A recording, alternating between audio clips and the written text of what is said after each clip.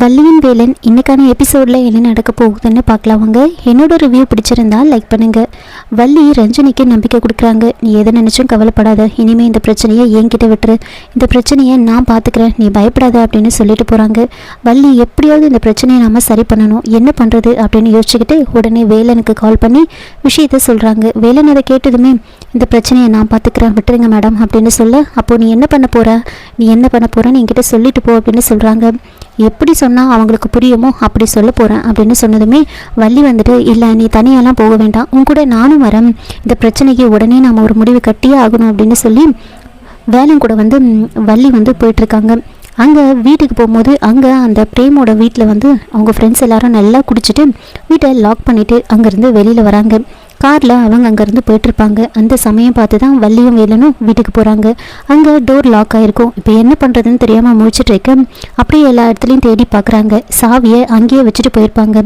அதை திறந்துக்கிட்டு உள்ளே போகிறாங்க. லைட்டெல்லாம் எதுவும் ஆன் பண்ணாமல் ஃபோனில் இருக்கிற டார்ச்சை வச்சே எல்லா இடத்தையும் தேடிட்டு இருக்காங்க.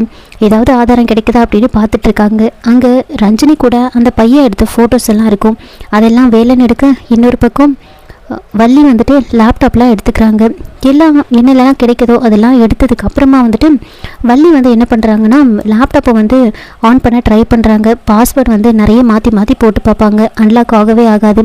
அதுக்கப்புறமா வேலனும் ட்ரை பண்ணி பார்க்குறாங்க. கொஞ்ச நேரத்தில் லேப்டாப் ஓப்பன் ஆகிடும். ஓப்பன் ஆனதுக்கப்புறமா அது உள்ளே இருக்கிற நிறைய ஃபோட்டோஸ் இருக்கும். அதெல்லாம் பார்த்துட்டு என்னெல்லாம் பண்ணி வச்சுருக்கான் பாருங்கள் இவன், இந்த மாதிரி ஆளுங்களெல்லாம் நம்ம சும்மாவே விடக்கூடாது அப்படின்னு பயங்கர டென்ஷனாக பேசிகிட்டு இருப்பாங்க.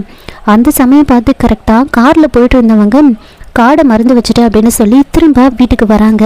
கரெக்டாக வீட்டுக்கு வர்றதுக்கும் இவங்க லேப்டாப்பில் இருக்கிறதெல்லாம் டெலீட் பண்ணிகிட்டு இருக்கிறதுக்கும் கரெக்டாக இருக்கும். அவங்க வந்ததுமே உடனே லேப்டாப்பு ஃபோட்டோ அப்படின்னு எல்லாத்தையும் எடுத்துக்கிட்டு அங்கேருந்து பின்பக்கம் வழியாக வெளியில் வந்துடுவாங்க.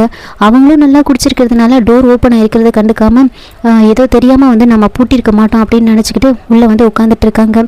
வெளியில் வந்ததுமே வள்ளி வேலன்கிட்ட நம்ம எல்லாத்தையுமே எடுத்துட்டோம், ஆனால் அவங்ககிட்ட இருக்கிற ஃபோனை மட்டும் நம்ம வாங்கலையே, அவங்ககிட்ட ஏதாவது இருந்தால் நம்ம என்ன பண்ண முடியும் அப்படின்னு பேசிகிட்டு இருக்காங்க. இன்னொரு பக்கம் அங்கே வள்ளியோட வீட்டில் வள்ளியை காணோம் அப்படின்னு அவங்க சித்தி அவங்க ஹஸ்பண்டை கூப்பிட்டு சொல்லிட்டு இருக்காங்க. இவங்களை பார்த்ததுமே வேதநாயகி என்ன பண்ணுறாங்கன்னா நேராக போய்ட்டு அவங்கக்கிட்ட என்ன ஆச்சு அப்படின்னு கேட்க, அப்போ அவங்க இந்த மாதிரி வள்ளியை காணோம் அப்படின்னு ரொம்ப மெல்லமாக தான் சொல்லுவாங்க. பக்கத்துலேயே ரத்னவேல் அவங்களோட ஆளுங்க எல்லாரும் நின்றுட்டு இருக்கிறத பார்த்த வேதநாயகி உடனே என்னது வள்ளியை காணுமா அப்படின்னு ஒரு பயங்கர ட்ராமா பண்ணுறாங்க. அப்போது எங்கே போயிட்டா வள்ளி, வீட்டில் தானே இருந்தா, எங்கே போனா அவள், இந்த நடுராத்திரியில் அவள் எங்கே போனா அப்படின்னு கேட்குறாங்க. ஆமாம் வேலை எங்கே இருக்கான், வேலனுக்கு ஃபோனை போடுங்க அப்படின்னு கேட்குறாங்க. மாற்றி வள்ளிக்கு ஃபோனை போடுங்க அப்படின்னு கேட்குறாங்க. எல்லோரும் மாற்றி ஃபோன் போட 2 பேருக்குமே நாட் ரீச்சபிள்னு வரும். 2 பேருக்குமே நாட் ரீச்சபிள்னு வருதுன்னா அப்போ வள்ளி அந்த வேலையும் கூட தான் இந்த டைமில் எங்கே போயிருப்பாவ அப்படின்னு ஒரு மாதிரி வேதநாயகி தப்பாக பேசுகிறாங்க. ரத்னவேலுக்கு என்ன பண்ணுறதுனே தெரியல, ரொம்ப டென்ஷனாக நின்றுட்டு இருப்பாங்க. கால் பண்ணிக்கிட்டே இருப்பாங்க, நாட் ரீச்சபிள்னே வரும். இங்கே வேலுங்க என்ன பண்ணுறாங்கன்னா வள்ளியை அங்கேருந்து வீட்டுக்கு போக சொல்லி அனுப்பிடுவாங்க. அனுப்பிட்டு வேலை மட்டும் வீட்டுக்குள்ளே போகலான்னு உள்ளே போயிட்டுருக்காங்க. வள்ளி நேராக வீட்டுக்கு போயிட்டுருப்பாங்க. இப்படி வேதநாயகி சத்தம் போட்டுட்ருக்கிற சமயத்துலேயே கரெக்டாக வள்ளி பின்பக்கமாக அங்கே நிற்கிறாங்க. அப்படியே அம்முக்கிட்ட பேசிகிட்டு இருக்கிற மாதிரி பேசுகிறாங்க. உடனே வேதநாயகி வள்ளியை பார்த்ததுமே ஒன்றுமே புரியாது. வள்ளி எங்கே போயிருந்த, நீ வீட்லேயே இல்லையாமே அப்படின்னு கேட்க, நான் இங்கே தான் இருந்தேன், நீங்கள் தானே என்ன ரூமை விட்டு வெளியவே வரக்கூடாதுன்னு சொன்னார் அப்பா, அதனால தான் நான் வெளியில் வரல அப்படின்னு சொன்னதுமே ரத்னவேல் அமைதியாக போயிடுறாங்க. வேதநாயகிக்கு என்ன பண்ணுறதுனே தெரியல, அமைதியாக எதுவும் பேசாமல் போயிடுவாங்க. வேலன் ஒரு பக்கம் அங்கே வீட்டுக்குள்ளே நுழைஞ்சி அந்த பிரேம் என்ற பையனும் அவங்க கூட இருந்த ஃப்ரெண்ட்ஸ் அப்படின்னு எல்லாருமே அடிச்சிட்ருக்காங்க. இதோட இந்த எபிசோடு முடிச்சிருக்காங்க. என்னோட ரிவ்யூ பிடிச்சிருந்தா லைக் பண்ணுங்கள், மறக்காமல் சப்ஸ்கிரைப் பண்ணுங்கள். தேங்க்யூ.